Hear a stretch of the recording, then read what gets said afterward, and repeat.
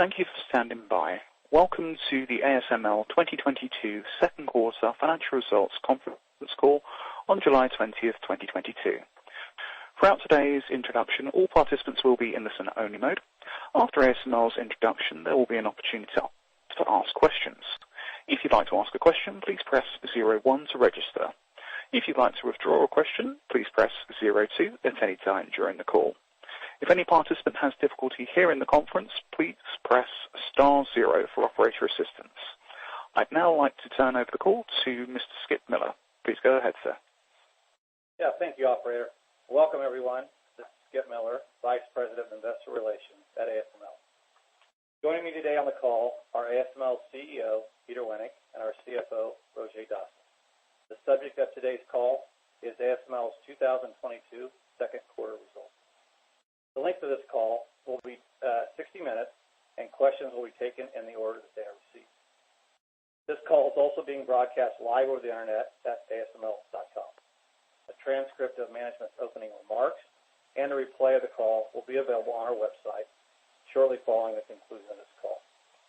Before we begin, I'd like to caution listeners that comments made by management during this conference call will include forward-looking statements within the meaning of the federal securities law. These forward-looking statements involve material risks and uncertainties. For a discussion of risk factors, I encourage you to review the safe harbor statement contained in today's press release and presentation found on our website at ASML.com and in ASML's annual report on Form 20-F and other documents as filed with the Securities and Exchange Commission. With that, I'd like to turn the call over to Peter Wennink for a brief introduction. Thank you, Skip. Welcome, everyone, and thank you for joining us for our second quarter 2022 results conference call. I hope all of you and your families are still healthy and safe. And before we begin the Q&A session, Roger and I would like to provide you with an overview and some commentary on the second quarter 2022, as well as provide our views of the coming quarters. And Roger will start with a review of our second quarter 2022 financial performance, with some added comments on our short-term outlook, and I will complete the introduction with some additional comments on the current business environment and on our future business outlook. Okay? Thank you, Peter, and welcome, everyone. I will first review the second quarter financial accomplishments and then provide guidance on the third quarter of 2022. Net sales came in at 5.4 billion euros, slightly above our guidance. We shipped 14 EUV systems and recognized 2 billion euros revenue from 12 EUV systems this quarter. Net system sales of 4.1 billion euros, which was driven by logic at 71% and remaining 29% from memory. Installed base management sales for the quarter came in at 1.3 billion euros, above guidance. Gross margin for the quarter came in at 49.1%, which is at the lower end of our guidance, primarily due to increasing inflationary costs. On operating expenses, R&D expenses came in at 789 million euros and SG&A expenses at 222 million euros as guided. Net income in Q2 was 1.4 billion euros, representing 26.0% of net sales and resulting in an EPS of 3.54 euros. Turning to the balance sheet, we ended the second quarter with cash equivalents, and short-term investments at a level of 4.4 billion euros. Moving to the order book, Q2 net system bookings came in at a record 8.5 billion euros, reflecting the continued strong customer demand for both advanced and mature nodes. Strong order intake of 5.4 billion euros for EUV 0.33 NA and EUV 0.55 NA systems, and 3.1 billion euros for non-EUV systems. Total net system bookings was driven by logic, 60% of the bookings, and memory accounting for the remaining 40%. With that, I would like to turn to our expectations for the third quarter of 2022. We are experiencing increasing supply chain constraints, which resulted in delayed system starts and requires us to increase the number of fast shipments in Q3 in order to supply our customers with systems in production as quickly as possible. With more fast shipments planned in the quarter, it will increase the amount of revenue delayed to subsequent quarters. We expect Q3 total net sales to be between 5.1 billion euros and 5.4 billion euros. This excludes around 1.1 billion euros of net delayed revenue for Q3 as a result of more fast shipments at the end of Q3 than at the end of Q2. We expect our Q3 installed base management sales to be around 1.4 billion euros. Gross margin for Q3 is expected to be between 49% and 50%, similar to prior quarter. The expected R&D expenses for Q3 are around 810 million euros, and SG&A is expected to come in at around 235 million euros. Our estimated 2022 annualized effective tax rate is expected to be between 15% and 16%. In Q2, ASML paid a final dividend of 3.70 euro per ordinary share. Together with the interim dividend paid in 2021, this results in a total dividend for 2021 of 5.50 euro per ordinary share. We plan to grow our dividends and will move from a biannual to a quarterly dividend payout starting in Q3 this year. This will provide more timely return of cash to our investors and more evenly balance our cash across the year. First quarterly interim dividend over 2022 will be 1.37 euro per ordinary share and will be made payable on August 12, 2022. In Q2 2022, we repurchased around 2.3 million shares for a total amount of around 1.2 billion euros. Total shares bought under the 2021-23 program until end of Q2 is around 12.4 million shares for a total amount of around 7.9 billion euros. With that, I would like to turn the call back over to Peter. Thank you, Roger. As Roger highlighted, revenue and profitability for the quarter basically came within guidance. We expected sales in Q3 to be in a similar guided range as Q2, as increasing supply constraints drive more fast shipments and delay revenue recognition to subsequent quarters. Looking at the more near-term market dynamics, we see a couple of mixed messages. Some customers are indicating they are seeing signs of slowing down or slowing demand in certain consumer-driven market segments, primarily PCs and smartphones. Other market segments like high-performance computing and automotive are still seeing strong demand. Litho tool utilization at our customers is still at very high levels, while we're also seeing chip inventory levels trending towards pre-COVID levels. The demand for our systems still significantly exceeds supply this year, and we see no change to this demand picture. We are planning to ship a record number of systems, but we are faced with an increasing number of supply constraints, which, as it seems today, are likely to continue throughout the year. In an effort to recover from these delays, we're increasing the number of fast shipments to get systems to customers as quickly as possible. And as a reminder, a fast shipment process skips some of the testing in our factory, and final testing and formal acceptance then takes place at the customer side. This leads to a deferral of revenue recognition for those shipments until formal customer acceptance, but does provide our customers with early access to wafer output capacity. As fast shipments delays revenue recognition to subsequent quarters, we are seeing more delayed revenue that will move into next year. The value of fast shipments in 2022, leading to revenue recognition in 2023, is expected to increase from around 1 billion euros, as previously communicated, to around 2.8 billion euros, an increase of 1.8 billion euros. This then also leads to 1.8 billion euros lower revenue recognition in 2022. And we therefore now expect year-on-year revenue growth of around 10%. As a reminder, we began the year expecting a revenue growth of around 20%, or approximately 22.3 billion euros, and 1 billion euros value of fast shipments at the end of this year. We are now expecting a revenue growth of around 10%, which is approximately 20.5 billion euros, and 2.8 billion euros value of fast shipments at the end of the year. So, the total business volume for 2022 is essentially unchanged. For our EUV business, we still expect to ship 55 systems this year. As a result of the higher number of fast shipments, we now expect recognized EUV revenue this year on 40 systems to be around 6.4 billion euros, which is similar to revenue last year. Compared to last quarter's view, the number of EUV fast shipments in 2022 that will now be recognized as revenue in 2023 has increased by 9 systems to a total of 15 systems with a sales value of around 2.4 billion euros. In our Deep UV and application business, we still expect significant growth both in immersion and dry systems, as well as continued strong demand for metrology and inspection systems. Due to a higher number of fast shipments on DUV systems, we now expect a revenue of around 8.6 billion euros, or an increase of over 15%.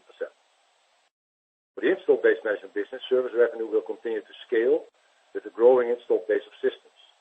Customers will continue to look for upgrade opportunities to improve the performance of systems in their fabs, but will be limited by high utilization levels, which will dictate their ability to install upgrades. We still expect 2022 installed base revenue to grow around 10% year on year. Regarding the market segments, there has been no change in customer demand. As the majority of the additional 1.8 billion euros of delayed revenue is EUV, and therefore relates to our logic segments, we now expect logic system revenue to be up around 5% year on year, and memory system revenue to be up around 20% year on year. On gross margin, we started the year with an expectation of a gross margin for 2022 of around 53%, and we adjusted this to 52% last quarter due to increased inflationary costs. There are a few developments that have a further impact on our expected gross margin for the year. First, the higher delayed revenue, an increase of 1.8 billion euros, relates to our higher margin EUV and immersion systems. Secondly, the supply chain issues lead to delayed system starts, and therefore we will have lower fixed cost coverage on a lower number of system starts this year compared to what we had planned last quarter. Fixed costs also increased due to our plans to ramp capacity faster in preparation for what still seems to be a good growth year in 2023. And finally, strong inflationary effects relating to material costs, freight, and labor continue to impact our cost of sales. The combination of these effects result in an expected 22 gross margin between 49 and 50%. We're currently in discussion with our customers and suppliers to find a fair way to share in these inflationary cost increases. It is important to emphasize that the reasons for the lower margin guidance are a result of short-term shocks in our ecosystem and can be adjusted over time in collaboration with our ecosystem partners. Therefore, our longer-term gross margin ambition of 54 to 56% in 2025, as communicated during Investor Day last year, is still valid. Longer term, if we look at the secular drivers, the global megatrends driving our industry are still in place and fueling demand for both advanced and mature nodes. The expanding application space for semiconductors and secular trends are driving long-term structural demand. Growth in the automotive market is very strong as semiconductor content scales with increasing automation and electrification. Customers are also indicating increasing demand for semiconductors as part of the green energy transition and the build-out of the smart grid. The demand for more mature technology nodes is furthermore driven by the Internet of Things, fueling the demand for sensors, power ICs, and actuators. Customers are seeing very strong growth due to demand from high-performance computing applications. As applications require higher performance and lower power, we see the energy-efficient path to transistor growth driving the need for larger die sizes. Finally, there are a number of fabs being planned or already in progress, driven primarily by technological sovereignty investments and subsidy schemes, next to increased foundry competition. Growth in semiconductor end markets and increasing lithography intensity are pushing the demand for our products and services. This is evident in our quarterly order flow of over 6 billion euros for the past 5 quarters and a record order intake of 8.5 billion euros this past quarter. Our backlog has grown to over 33 billion euros, and we expect continued high order intake this quarter. Almost 85% of this backlog is for EUV and immersion, which is planned for advanced nodes. Demand for our products this year and next continues to exceed supply. There is a clear concern in the market regarding recessionary fears and the impact this could have on demand. Of course, if we were to go into a significant recession, we would not be immune to this, but we don't expect our 22 business to be impacted. And also for 2023, given our backlog, we believe we are well covered. Customers keep stressing that they will not cut capex for litho despite current market conditions and uncertainties. So, assuming that we have the supply chain issues addressed by the end of the year or early next year, we're still positive that we should be able to turn the envisaged capacity for 2023 of more than 60 EUV systems and more than 375 DUV systems into another healthy growth year for ASML. And as mentioned in April, we're actively engaging with our supply chain to add capacity so that we'll be able to have a shipment capacity in 2025 of around 90 EUV 0.33 NA systems and around 600 DUV systems. We're also discussing with our supply chain partners to secure a shipment capacity of around 20 EUV 0.55 high NA systems in the medium term. Our 2025 capacity targets, as well as updates to our longer-term scenarios, will be addressed at our Investor Day later this year. So in summary, although we are currently experiencing obvious supply chain challenges, we're still working to maximize output to meet the strong customer demand by means of fast shipments. We still expect demand to exceed supply this year and next. And even though there are currently clear macroeconomic concerns, we expect strong continued demand for semiconductors in support of the ongoing digital transformation. We're working to increase our capacity next year with a plan to further increase this by 2025, as communicated last quarter. We remain confident in the opportunity this provides for our future growth, which we plan to update you during our Investor Day on November 11th. Really hope to see you there. With that, we would be happy to take your questions. Thank you, Roger and Peter. The operator will instruct you momentarily on the protocol for the Q&A session. Beforehand, I would like to ask that you kindly limit yourself to one question with one short follow-up if necessary. This will allow us to get to as many callers as possible. Now, operator, could we have your final instructions and the first question, please? Thank you. At this time, we'll begin the question and answer session. Again, please press 01 to register a question and 02 to withdraw a question from the queue. If you're using speaker equipment today, please lift the handsets before making your selections. One moment, please, for the first question. And the first question comes from the line of Joe Quatrochi of Wells Fargo. Please go ahead. Your line is open. Yeah, thanks for taking the question. You talked about your customer conversations indicating that, even in a moderate recession, they're still wanting your tools. And so, maybe you don't see, cancellations, but I guess how do we think about the delays and potentially for delays in delivery times? And, how do you think about that relative to, your backlog, I guess, is obviously well covering 2023 at this point? Yeah, I think the delays in delivery times, we're actually doing that. We are helping our customers with the fast shipments, which actually means that if you look at our production value, so the value of the system coming out of our factory with and without fast shipments, that's actually, I said, not as fast as we planned, but it's definitely growing. It is ramping. So the delay in the delivery times is really a delay in revenue recognition. I mean, we are delivering. This is why we go to fast shipments. So, as we can point out, and just looking at our production value coming out of the factory, the second half is higher than the first half. And this is also exactly why we're still working on getting a production capacity in our factory that helps us to ship over 60 EUV systems next year and over 375 DUV systems.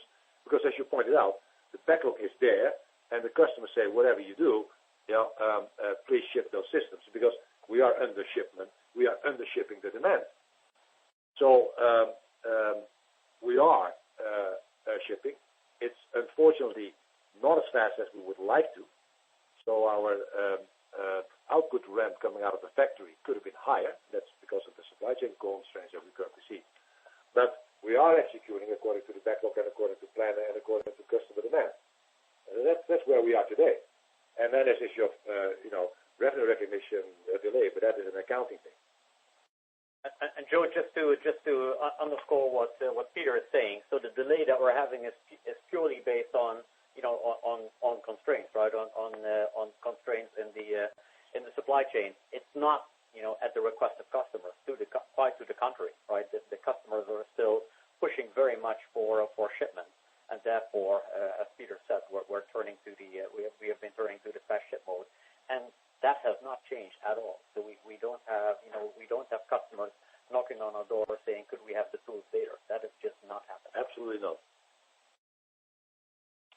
Got it. And then as a follow-up, is EUV capacity for next year already covered by the backlog? And then can you remind us, when you start shipping the 3800E next year, how do we think about your ability to do the fast shipments? I think isn't there a period where you kind of have to establish a baseline for that tool before you can fast ship? Yes, so the backlog of EUV is well over 100 at this stage. We talked about EUV capacity for next year of over 60. Of course, we still have the second half to go, but yeah, the answer is well covered for next year. In terms of the 3600 versus the 3800, I think the lion's share of the tools that will be shipped next year will be 3600. The 3800 will be a fairly small number, and all of those will ship in the second half. But the lion's share also of the second half will be 3600. Yeah, Joe, and I think also last quarter we said we expected that by the end of Q2 we would have been covered till the end of 2022, and that turned out to be correct. Perfect. Thank you. Thank you. Our next question comes from the line of Mehdi Hosseini of SIG. Please go ahead. Your line is open.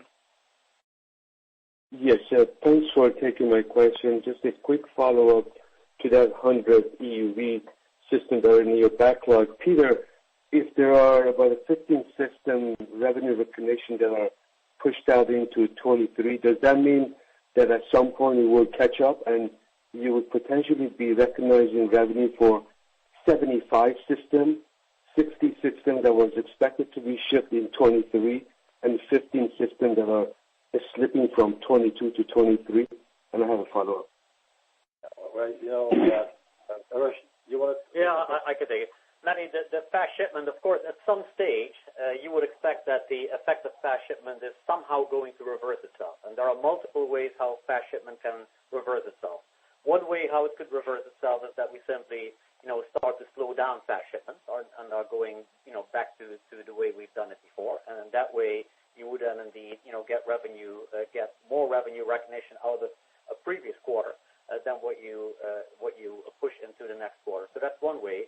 Another way, quite frankly, is if indeed at a certain point in time fast shipment becomes the standard, and it turns out that the installation at the customer, as frankly we're currently experiencing, is not experiencing any issues, and that's what we're seeing right now. Right now, we see that even though there is a number of tests that we're not doing at the factory, we see that we're not exporting problems into the field. So to the extent that is corroborated, in essence, that means that those tests that we used to do in the factory do not have a lot of value or might not have any value at all. So when it then becomes the standard, then we're also going to turn to the question, might we actually then get factory acceptance even with a few of these tests eliminated, and as a result of that, we could go back to the model of having revenue recognition upon shipment rather than upon installation. Of course, we need to have a fact pattern to back that up, right? So there's still work to be done there. But those are two potential outcomes, because at a certain stage, I think it is logical that you would expect some of these fast shipment effect to be reversed, and as a result of that, to get benefit from previous quarters rather than see it go into the next quarter.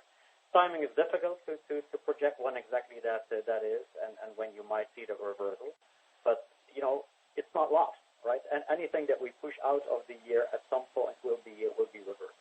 Yeah, and to your math, I mean, it's a simple math. Anything we will ship in terms of EUV next year, whether it's 60 or 55 or 65 or whatever number it is, that is the number. And if we can recognize all those shipments, then of course everything we've pushed out of 2022 into 2023 will come on top.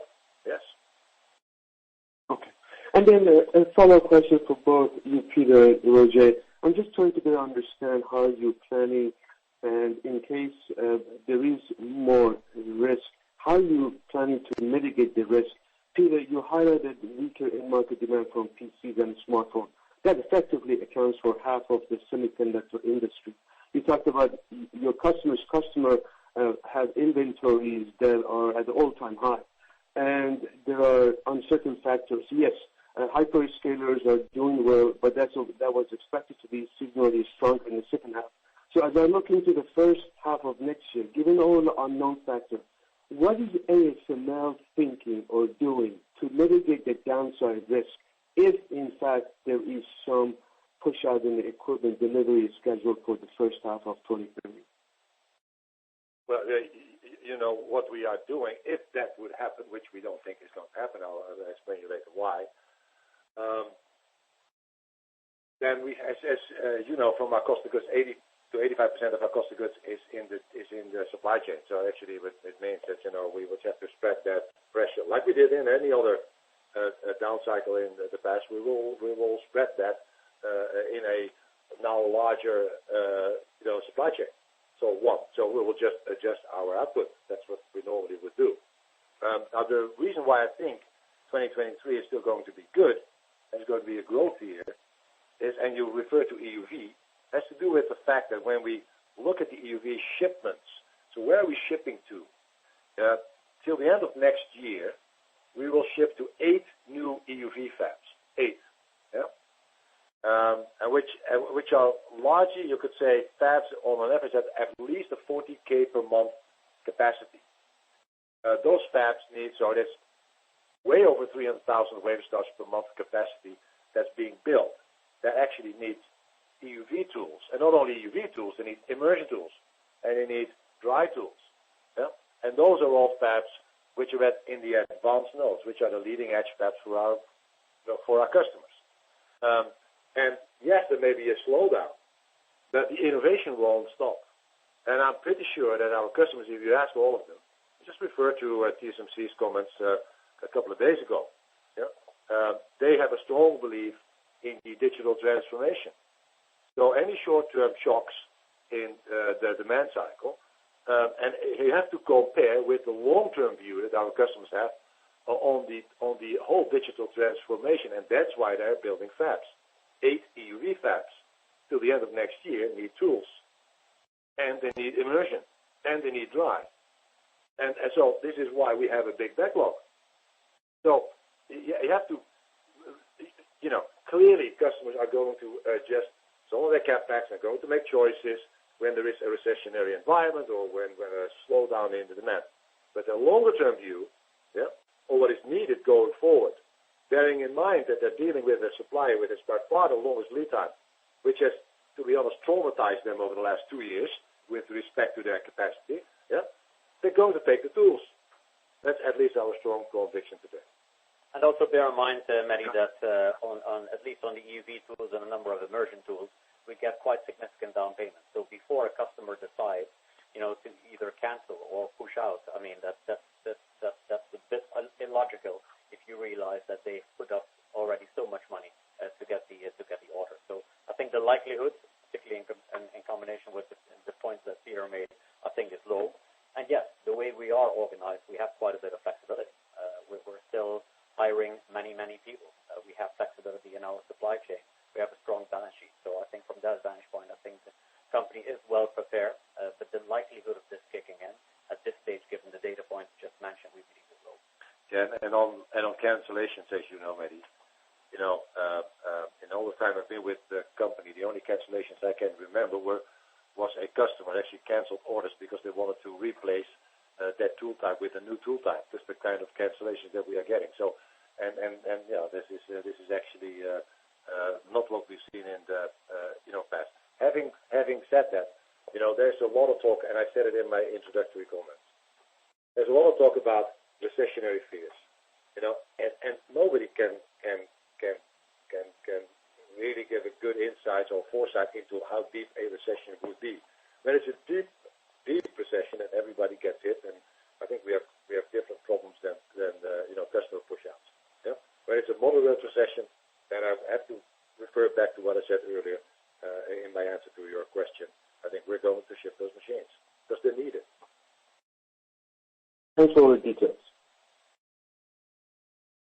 Thank you. Our next question comes from the line of Francois Bouvignier of UBS. Please go ahead. Your line is open. Thank you very much. I have maybe one clarification. It's on the deep UV for 2023. So, Peter, if I look last quarter, you expected to reach, I think, the full deep UV capacity in 23 at 375 versus a demand of 600. Now, since last quarter, we experienced a slowdown that you flagged as well, and especially maybe on the memory side, which is a bit more aggressive since last quarter. So in light of this change, and maybe that the memory represents a meaningful part of deep UV revenues, do you still expect to reach 375 tools next year? Yeah, I think, like I said also in my introductory comments, we don't see.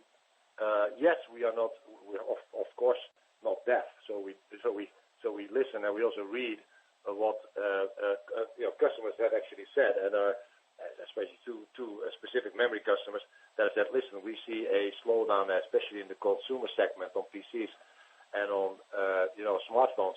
But they hastened to pick up the phone and said, one thing, don't think you can give our machines to other people because of this. We want those machines for the reasons I just gave as an answer to the question that Mehdi just asked a few minutes ago. So yes, I mean we see it, we hear it, but we also listen to what customers said.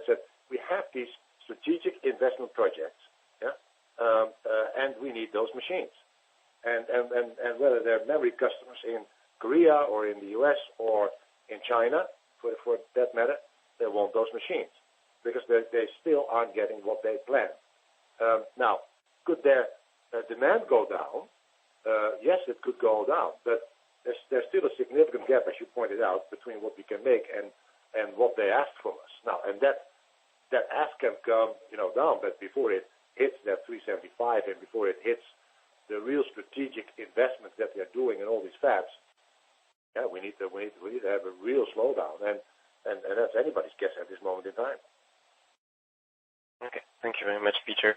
And maybe my quick follow-up, it's how should we think about the pricing of the tools in 23? I mean, given the inflation, is it something that you will negotiate maybe the pricing, which is EUV maybe more driven by your innovation and update of tools, but what about the deep UV pricing strategy going forward?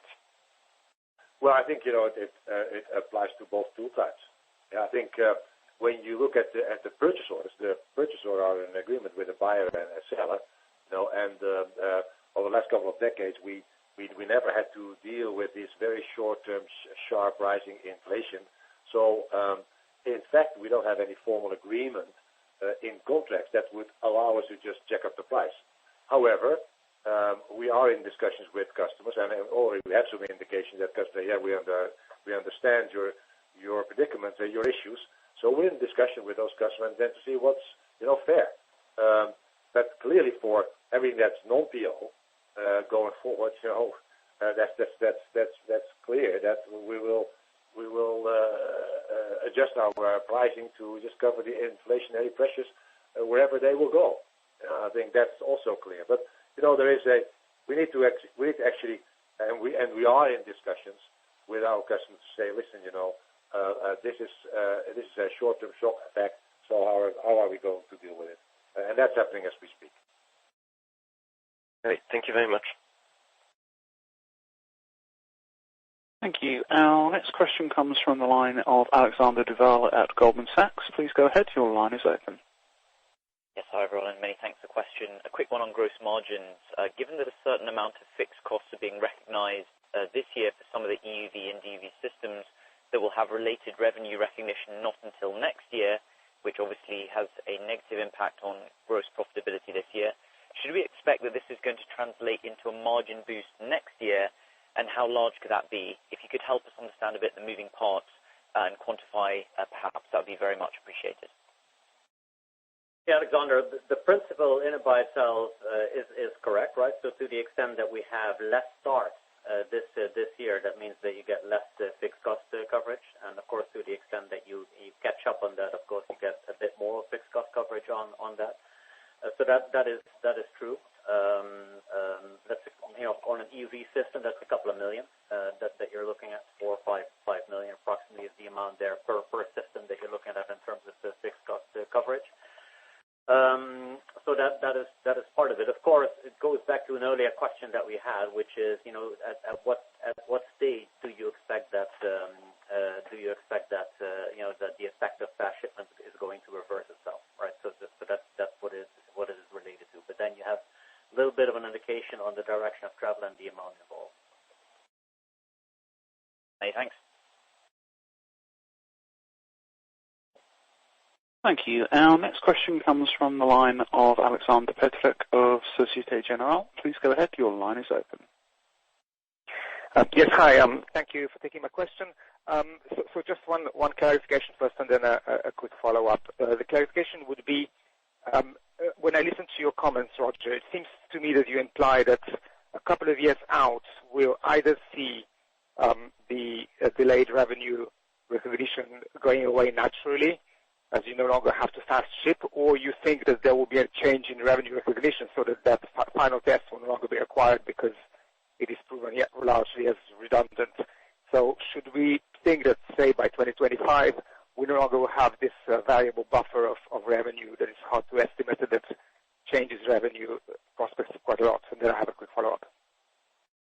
To be honest, I hope we don't have to wait all that long for that. But at a certain point in time, it is, as I said, either this becomes standard practice, and if it becomes standard practice, then I think we've also been able to persuade customers that this works and that we're not, exporting problems from the factory into the field. And then I think we should be in a position, to also get customer sign-off when the tests are done here in the factory, and then we should also be able to get revenue recognition there.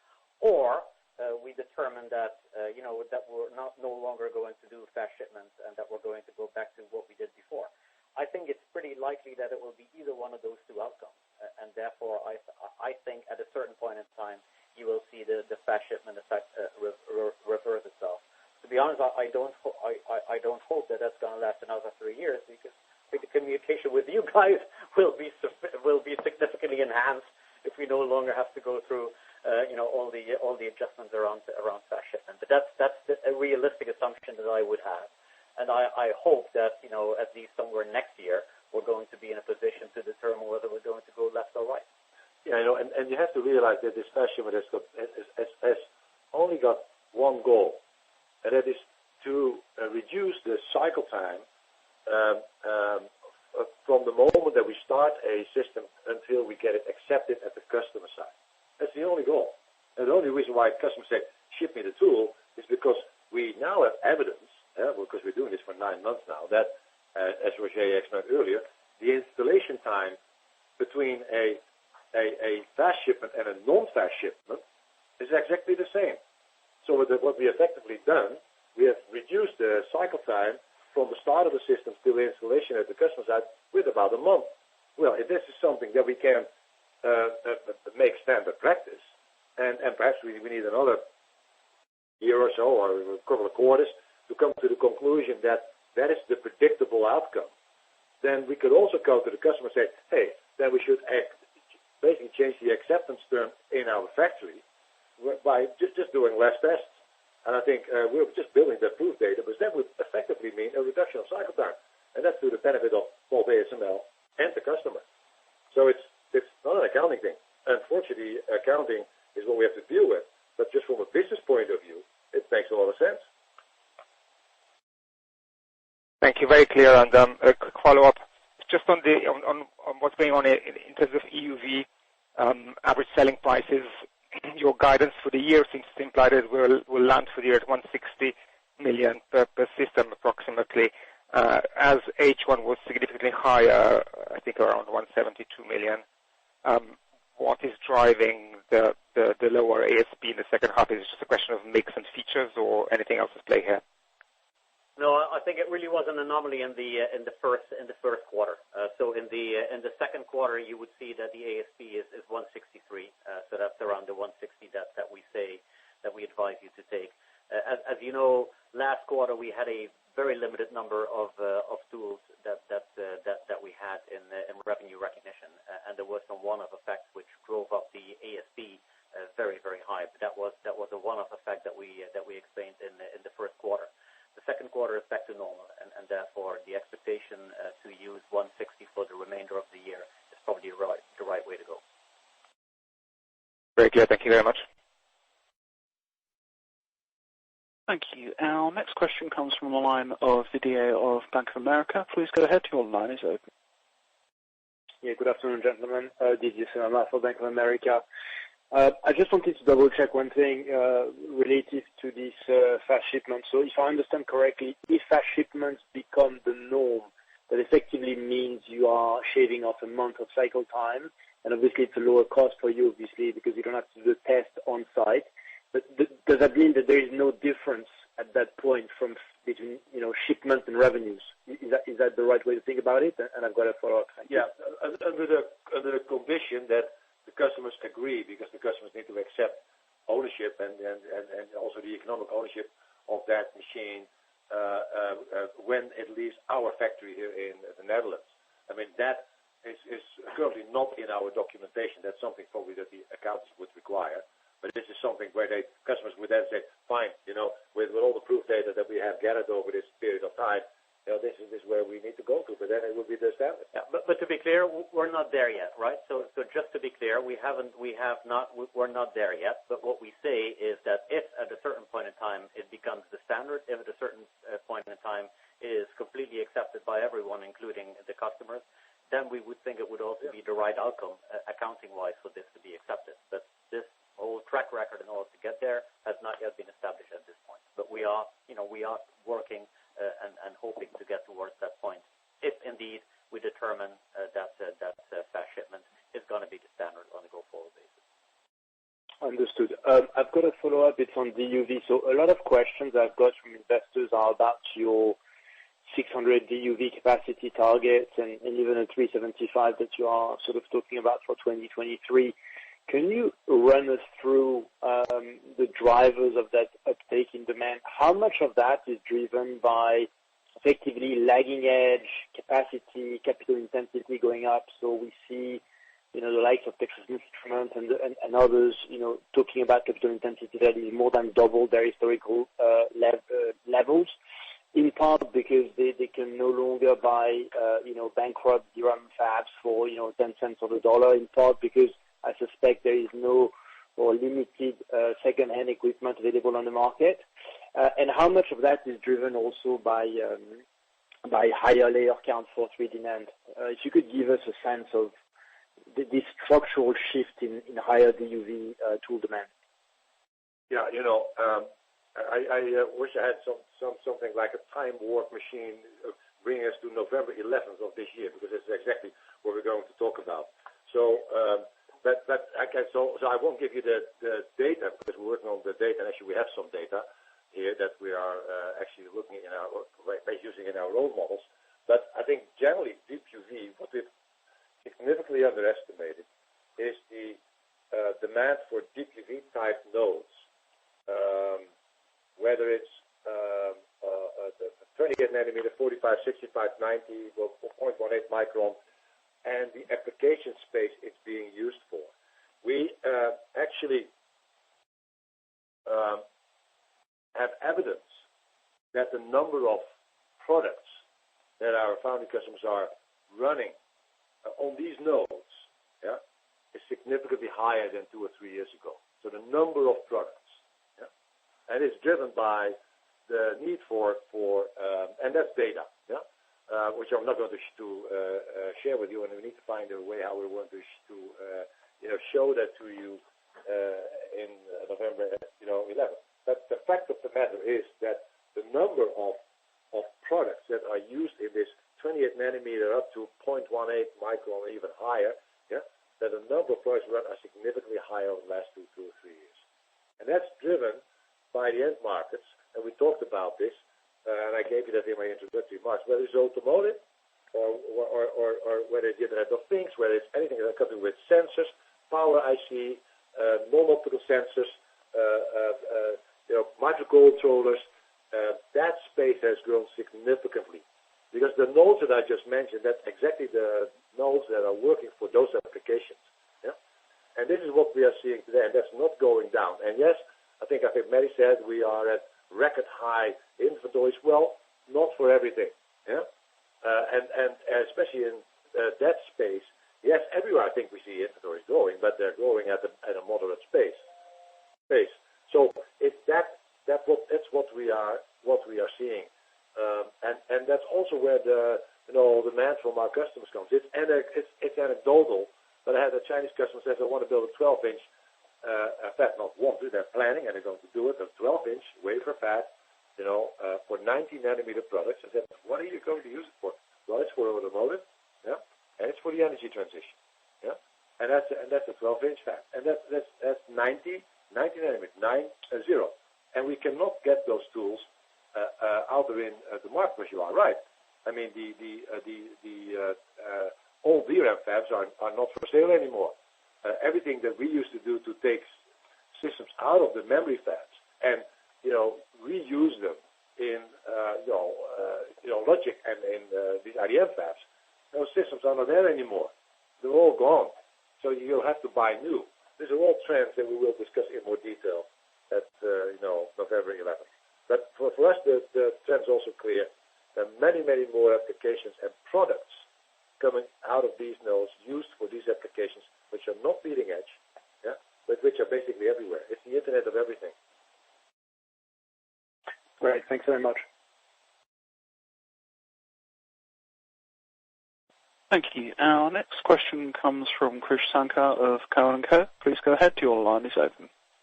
Yeah, hi. Thanks for taking my question. I had two of them. First one for Peter. How to think about how much domestic China is going to grow this year? Last quarter you said 20%. I want to find out if that's what growth is going to be, and also any color you can give on some press speculation on U.S. banning deep UV shipments to China. And then a quick follow-up for Roger.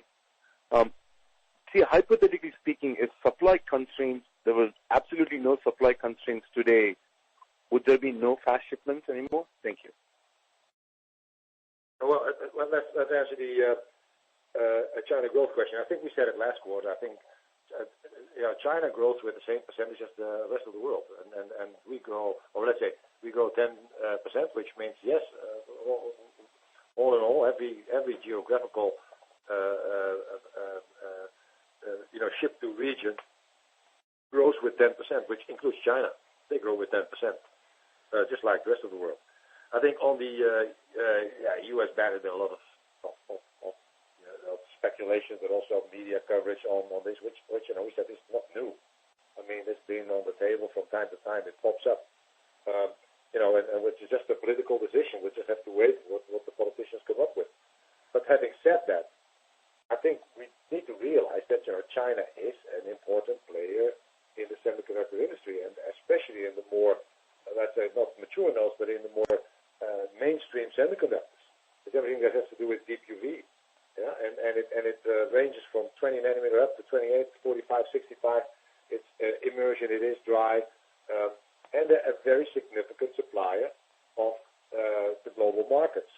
So we just have to be careful what we're doing. That's just what we've also been saying publicly. That we cannot ignore the fact that China has a manufacturing capacity out there on deep UV, which the world needs. Chris, a question on hypothetically, if there were no supply constraints, would you stop doing fast shipments? Well, I think that if there hadn't been supply constraints, we probably wouldn't have started fast shipments. I think in reality, the problem, however, is we might actually like it, and this goes to the earlier point that Peter made. I mean, if indeed we do find out that we can omit a number of testing steps in the factory that ultimately, do not in any way lead to an erosion of the quality of the product that we ship, and therefore doesn't lead to any problems upon installation. We might actually like it so much because it gives us more cap and time, gives us more capacity. So that's why it's hard to answer the hypothetical question. Now that we've done it, we might actually like it, and we might actually, at a certain point in time, make it a standard. Got it. Thanks, Peter. Thanks, Roger. Thank you. Our next question comes from the line of Aditya Metuku of Credit Suisse. Please go ahead. Your line is open. Yeah, good afternoon, guys. I had two questions. Firstly, you talked about roughly 150 bips of inflation-related gross margin headwinds since the beginning of the year, so including the downgrade we saw 3 months ago. So when you look at your pricing contracts and renegotiation timelines, can you give us some color on when you expect tool repricing to offset these margin headwinds? I'm just trying to get a sense for how much of a margin headwind are I should factor in to my numbers for 2023 when I think about my gross margins for 2023? And then I've got a follow-up on the fast shipment. Yeah, I think, when you, and I said it before, we don't have any formal agreement that give us the, let's say, the supplier power to just raise the price to any level that we want. That's not the case. And you also need to look at the 150 basis points that we talked about this year, which really relates to short-term shocks, of which, for instance, freight is a significant one. Freight costs have quintupled. I mean, it's just gone through the roof. Which, of course, we're in close negotiation now with the customer. Hey, why don't you pick up the cost? Because it's the cost for it's normally in the contract, but this is something which is so extraordinary. Where say, hey, this does not make sense. Which would be a relatively short-term fix. Yeah. Now, there's another main reason for the 150 basis points is labor, and especially in the service space. When you go to Asia and you go to Korea and to Taiwan, we've seen labor cost inflation of up to 20% this year, and it's not planned. It's just 20% because we're losing people hand over fist if we don't do it. So these are the short-term shocks that, of course, will also be corrected. In the service contracts. So having said that, those are really the short-term inflation shocks and the short-term fixes that I think we can get to with our customers. The bigger things are of course, the inflation for the longer term, and that largely is material because the material for our EUV systems has already been sourced. It's already here. Yeah? So it's the inflationary pressure that we might see next year. So this is why the negotiations with the customers are about next year and the year beyond. So this is where I think it has to come to a fairness where we are looking at the unavoidable pressures above what I would call as a normal inflation percentage of 2-3% that we always take into consideration. And anything above that, we just have to get compensated with our customers, and we're right in the middle of the negotiations on this issue. So you have to really split between short-term effects, short-term fixes, longer-term effects, longer-term fixes. Got it. Understood. And just as a follow-up to Roger, when we look at these fast shipments, do your customers give you milestone payments on top of prepayments, or will they just pay you just when they sign off on the tool after you've done the testing at the customer side? I just want to better understand the cash flows on these tools. Yeah, Adi, there is in essence no cash flow impact from fast shipment because what happens is, as you know, in a number of tools we get down payments, and the remainder, in essence, with the lion's share of our shipment is upon shipment. So upon shipment we get paid. So that is not influenced by the fact that that installation is going to happen. It's going to happen later on. So no impact, I would say, on the profile of the cash flow. Got it. And essentially, there are no milestone payments then on this fast shipment. No, there are not. Okay. No, and effectively, the invoice goes out at the same, whether it's a fast shipment or not a fast shipment, the invoice goes out at the same time, and it's upon shipment. So from a cash flow point of view, there is no difference. Okay, got it. Thank you. Thank you. Our next question comes from the line of CJ Muse at Evercore ISI. Please go ahead. Your line is open. Yeah, thank you for taking the question. I guess first question, Peter, in the video remarks that you provided, I was intrigued by the fact that you thought your supply chain headwinds could be corrected by the end of 22. So can you please discuss, your thoughts around that, as well as, how you are kind of dealing with some of the gas and energy issues in Germany and the implications to your key supplier, Carl Zeiss? Yeah, I think the supply chain headwind. I mean, it is an assumption, and the assumption is based on the fact that when we look at the material escalations that are really delaying the output. We saw a peak, I think, last month.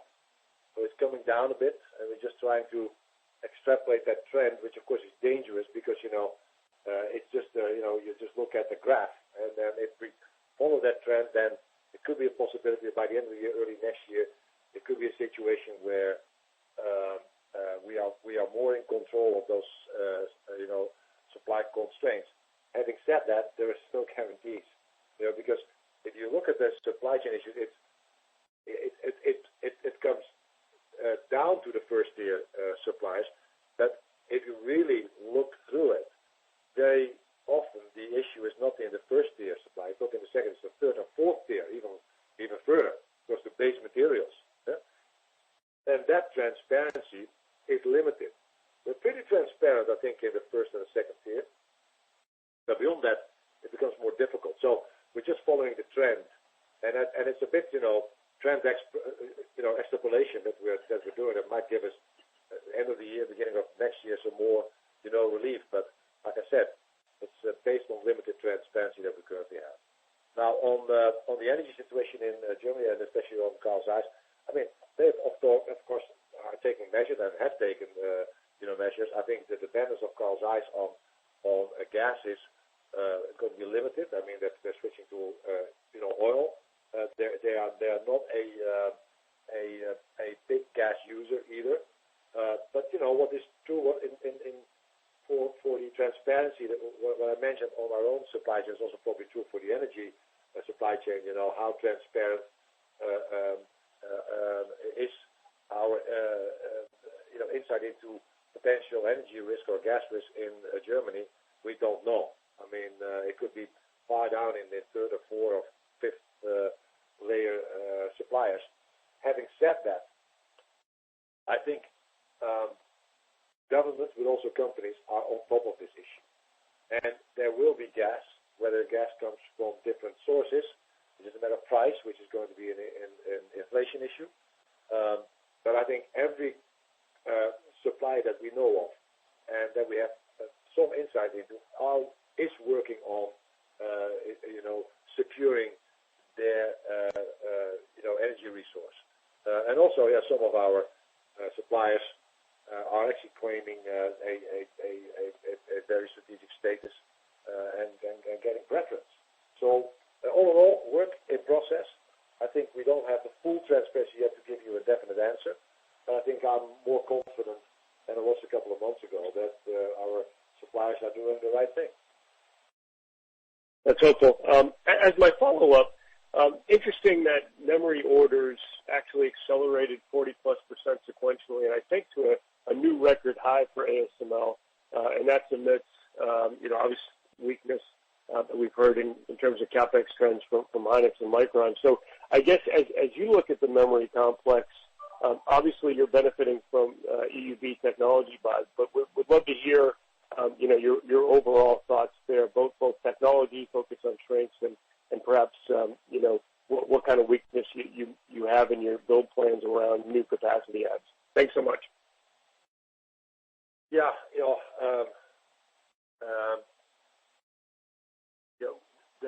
the weakness in our own build capacity, if I understand you correctly, CJ, are you asking this also what we see in our own build capacity? Because we don't see any weakness in our build capacity. No. This is just how you're thinking about memory trends. Oh, okay. And your record, yeah. So basically, weakness of that our customers are talking about, and the build capacity. It also goes back to what I said earlier. I mean, yes, EUV plays a significant role. EUV transition in memory, especially DRAM, is happening, and it's essential. When we talk about the 8 new EUV fabs, some of them are memory fabs, which is an essential part of the roadmap transition, and EUV is critical in that sense.